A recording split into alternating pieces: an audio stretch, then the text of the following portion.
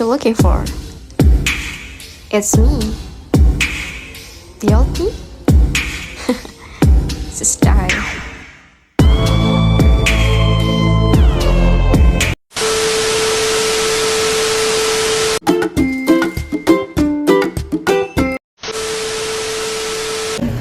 Halo semuanya, perkenalkan nama saya Stefania Henry Tiba. Saya Biolognya, saya nama Rina. Pada kesempatan ini kami bersama-sama dengan seseorang yang semasa hidupnya pernah mengalami pelecehan seksual. Nah, untuk mengetahui lebih detailnya tentang bagaimana pelecehan seksual ini terjadi, bagaimana kemudian korban pelecehan seksual ini mampu bangkit, melupakan masa lalunya yang kelam itu, berdamai dengan kenyataan dan melanjutkan hidupnya, maka untuk tidak memperpanjang kata lagi, kita langsung bertanya ke narasumbernya. Kita panggilnya Miss S aja ya. Miss S, sebelum kita mau tanya nih Miss S, kabarnya gimana hari ini? Tuhan baik ya.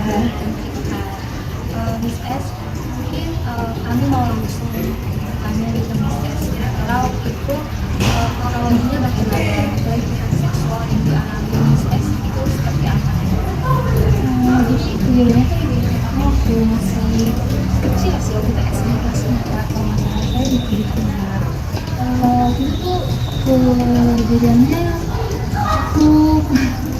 cukup mengguncang perasaan saya juga. Waktu itu saya pelakunya tuh kebetulan kakak dari sahabat saya sendiri, teman kecil saya waktu itu. Jadi saat itu kita kebetulan itu main di rumah teman itu ini. Ini kita sebut aja si N mungkin ya, si teman N ku ini tuh kita tuh kebetulan masa kecil kita main seperti anak-anak pada umumnya. Kita main rumah-rumahan waktu itu. Kebetulan saya berperan sebagai istri dari kakaknya, dan kakaknya ini tuh melakukan pelecehan seksual saat itu kejadian itu. Jadi kita kakak saya dan si N teman saya ini tuh kita pisah ruangan saat itu. Nah, saya dan si pelaku kejahatan seksual ini tuh duduk di sofa sama saat itu. Terus karena kebetulan waktu itu saya masih kecil dan si pelaku ini sudah SMP kalau nggak salah waktu itu, dia tuh memaksa saya untuk duduk di pangkuannya. Sambil duduk di pangkuannya dia meraba-raba tubuh saya, darah dan lain sebagainya. Lalu alat kelaminnya tuh dipaksa kena ke saat itu. Dan saya sebagai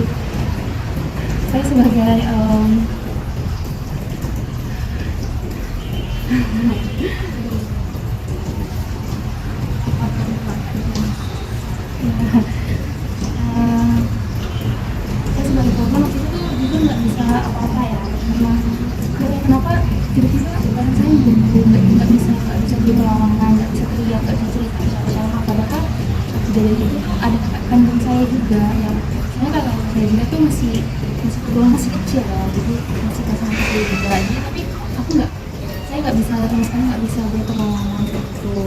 Nah terus setelah kejadian itu setelah dia meraba-raba semua tubuh saya, dia memaksa saya dan juga kakak saya dan adiknya si N untuk berpindah ruangan ke kamar. Nah, pada saat itu dia memaksa saya untuk tidur di kasur gitu.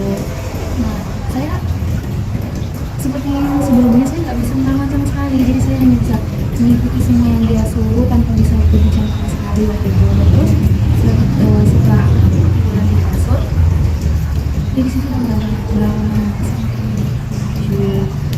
saat itu baju saya seperti setengah dan dia sudah meraba-raba anak-anak juga saat itu. Tapi mungkin sesuatu yang bisa dari Tuhan juga, tiba-tiba mama dan papanya datang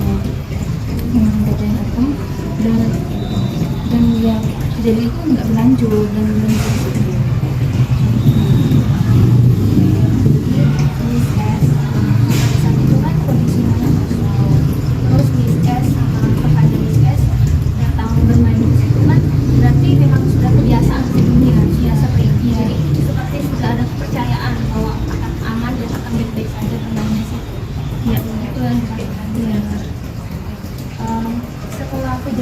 selama waktu terjadi pelecehan itu, apakah kakak dari Miss S atau adik dari pelaku ini itu tidak curiga gitu, kayak mereka ngapain sih di dalam atau mereka ngapain di sebelah gitu?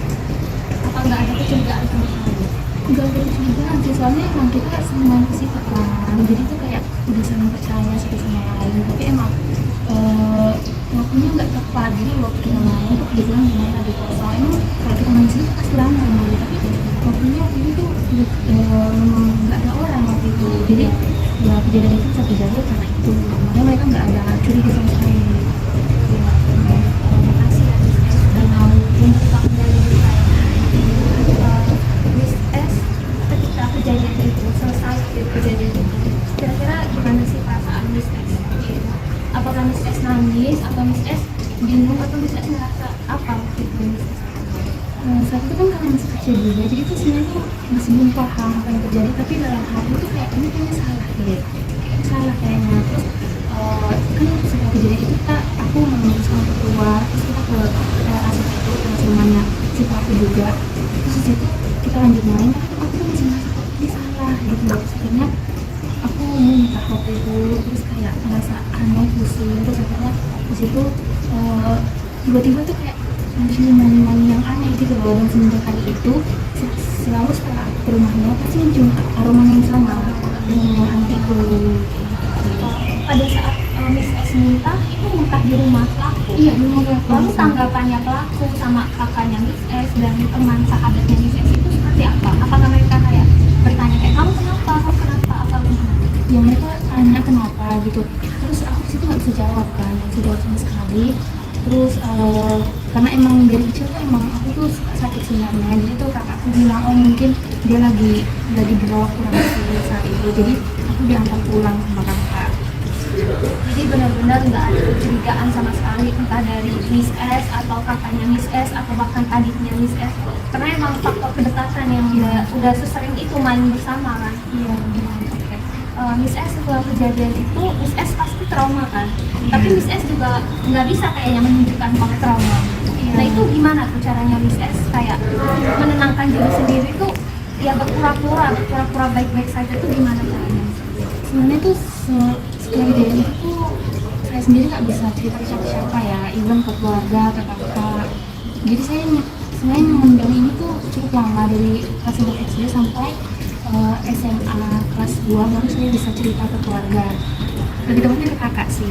Nah terus gimana cara saya untuk memendam perasaannya tuh gimana ya, mungkin dengan kedekatan keluarga sih. Kayak keluarga tuh meskipun mereka tidak tahu, mereka tuh kayak peduli sama saya, kayak setiap hari yang saya lalui pasti keluarga tuh kayak nanya gimana harinya, meskipun sebenarnya saya sedih juga, tertekan, terus trauma sama kejadian itu, tapi karena adanya keluarga yang selalu support, terus juga selalu menanyai kabar saya meskipun mereka nggak tahu apa yang saya alami, itu bisa menjadi kekuatan untuk saya. Dan juga faktor Tuhan sih, saya mengandalkan Tuhan, kayak gimana pun tuh Tuhan selalu ada untuk saya, jadi itu sih yang membuat saya kuat sih.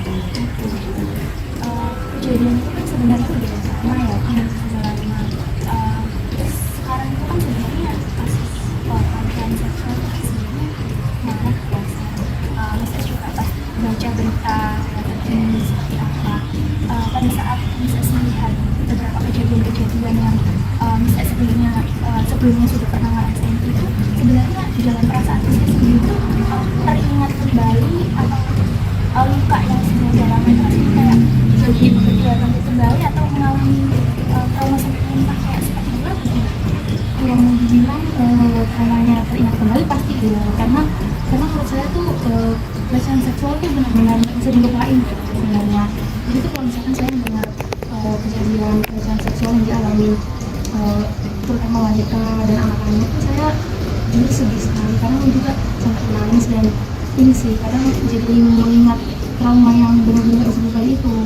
Dan mungkin hal yang saya lakukan itu kayak mendoakan orang-orang yang terkena kejadian seperti saya. Dan juga ini sih kadang saya tuh di sosial media tuh menyuarakan suara saya untuk kasih tahu ke masyarakat kalau kita tuh sebagai makhluk hidup dan untuk yang diberikan sehat sama Tuhan itu tuh harus bisa menjaga hawa nafsu kita gitu sih. Itu salah satu cara saya untuk menenangkan diri juga, karena menurut saya dengan saya menyenangkan sama saya itu bisa mengurangi misalnya orang-orang yang ingin seksual ke orang lain. Kejadian itu selesai, sempat mereka Iya, sebenarnya itu biasa aja, kayak sampai sekarang juga nggak ada permintaan maaf atau rasa bersalah untuk kamu, atau kesadaran kamu. kebetulan sih kita belum kita ketemu, cuman aku tuh pindah rumah dari jauh dari rumahnya dia dan nggak pernah ketemu. Cuman beberapa waktu yang lalu saya mendengar kabar kalau memang dia sebetulnya tidak bisa minta maaf ke saya juga, karena dia sekarang sakit kena overdosis obat overdosis obat-obatan terlarang. Jadi ya udah nggak bisa ngomong, nggak bisa jalan, nggak bisa berbicara sama sekali ya. Berarti nggak bisa minta maaf ke saya juga. Iya. Kalau untuk Miss S itu setelah kejadian itu, Miss S itu punya rasa trauma laki-laki tidak, kayak kalau diajak main sama cowok teman-teman mungkin di SMP-nya atau SMA-nya sempat merasa kayak takut hal yang sama terulang lagi atau gimana? Jujur iya, sempat ngalamin hal itu, apalagi kalau ke SD paling besar tuh ke SD. Jadi tuh kayak sebenarnya tuh kayak ketemu cowok nggak langsung lari gitu enggak, cuman kayak misalkan di suatu ruangan saya sendiri perempuan terus ada cowok satu dua, itu saya pasti takut ya dan berusaha untuk lari untuk menjauh. Cuman kalau untuk kalau masih berteman main masih nggak terlalu berpengaruh. Cuma kayak untuk urusan asmara gitu jadinya tuh lebih takut gitu loh untuk asmara. Gimana cara bangkitnya? Gimana caranya udah berteman lagi sama cowok? Kan menganggap bahwa nggak semua cowok tuh seperti kamu. Itu di masa SMP sih, jadi kebetulan saya punya lingkup pertemanan yang emang baik-baik. Terus mereka tuh, saya nggak pernah cerita sama sekali kejadian ini, cuma mereka tuh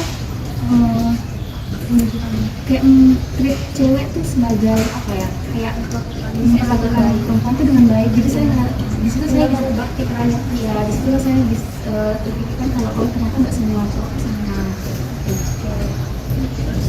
Kan bisa sebagai pelaku itu ya. Gimana sih korban? Gimana sih?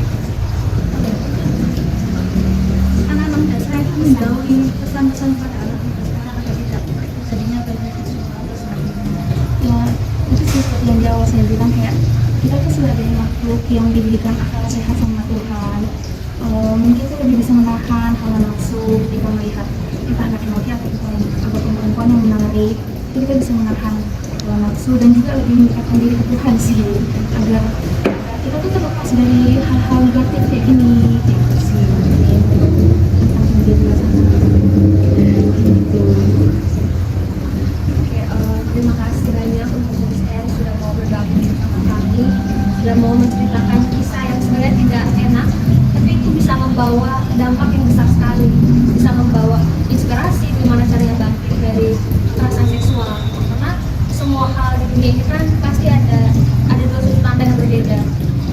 Miss S sebagai salah satu perempuan hebat yang bisa bangkit dari keterpurukan, tidak hidup di masa lalu dengan terus memikirkan kejadian buruk itu, tapi mengubah pola pikirnya untuk berdamai dengan pelecehan seksual yang dihadapi Miss S, sehingga sekarang Miss S jadi orang yang baru, orang yang bahagia. Nah, semoga semoga Tuhan menyertai selalu Miss S, memberkati Miss S dengan berkat.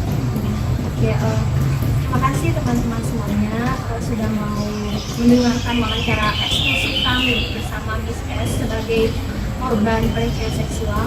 Nah, di sini kedua teman saya mau menyampaikan pesan buat teman-teman semua di luar sana nih. Ketika teman-teman di luar sana posisinya mungkin sebagai orang yang ingin melakukan pelecehan seksual, atau teman-teman di luar sana posisinya sebagai orang yang dilecehkan. Dari apa yang sudah disampaikan oleh korban yang kami wawancarai, kalian juga menyampaikan bahwa kedekatan spiritual dengan Tuhan sebagai salah satu bentuk di mana orang yang awalnya memang ingin melakukan pelecehan seksual itu bisa mempengaruhi. Nah, sebenarnya juga faktor lingkungan itu juga pasti mempengaruhi teman-teman juga faktor pertemanan kita gitu. Karena waktu itu kan juga posisinya ISS juga masih sangat kecil ya, diperlakukan hal yang begitu tidak pantas dengan orang yang sebenarnya juga masih belum dewasa. Jadi peran keluarga, peran pertemanan, lingkungan itu tidak berpengaruh. Untuk teman-teman yang di sana mungkin mengetahui temannya, saudaranya atau sahabatnya menjadi korban, sebaiknya itu ditenangkan, jangan diungkit-ungkit masa lalunya agar si korban tidak merasa mengulang kembali kejadian. Oke, dari kasus yang Miss S ini sebenarnya kita dapat belajar juga bahwa pelaku kekerasan seksual itu tidak mesti orang asing, tapi orang terdekat juga bisa. Seperti kasusnya Miss S tadi, sahabat, kakaknya seorang sahabat yang Miss S juga sudah sering main ke rumahnya, sudah kenal baik dengan pelaku, bahkan pelakunya juga sudah mengenal baik Miss S beserta keluarganya, tapi masih tega untuk melakukan pelecehan seksual. Jadi mungkin untuk orang-orang tua di luar sana yang anak-anaknya masih kecil, kalau misalkan anaknya dipamit untuk pergi bermain bersama teman-temannya di luar rumah, mungkin harus lebih diatasi gitu. Jadi lebih waspada gitu. Bukannya kita mau berpikiran buruk ke orang lain, tapi kan kadang kata orang kejahatan itu terjadi karena adanya kesempatan. Gitu. Jadi untuk mencegah hal-hal seperti itu sebaiknya anak yang masih di bawah umur, anak yang masih belum bisa menjaga dirinya sendiri itu jangan dibiarkan untuk main di luar rumah tanpa pengawasan orang tua. Jadi paling tidak kemanapun anak itu pergi, orang tua tuh masih bisa mengawasi. Jadi tidak lepas kendali seperti itu. Agar kejadian menimpa Miss S ini tidak menimpa anak-anak Indonesia lainnya. Oke, terima kasih semuanya. Sampai bertemu di video-video kami selanjutnya jika ada kesempatan. Terima kasih.